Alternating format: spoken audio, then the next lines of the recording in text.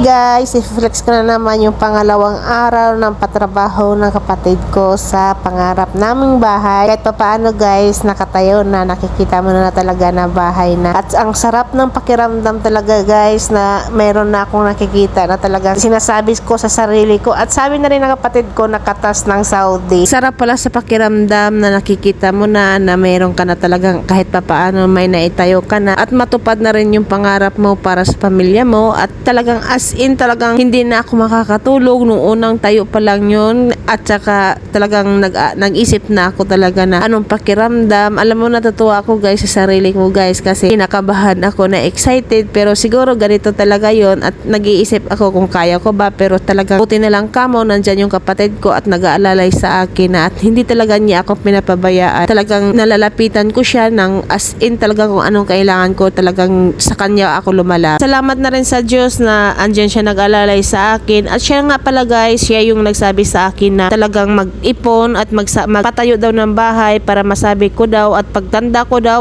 titigil na ako sa pagtatrabaho dito sa gitnang silangan. May masabi daw na ayan ang nakikita ko na yan ang katas ng Saudi na pinaghirapan ko doon sa ibang bansa. Buti na lang kamo guys, talagang pinamulat niya sa akin na ganun at saka pangarap ko na rin naman talaga na makatayo ng bahay ng kahit papaano. Yun lang guys, salamat ng marami, bye.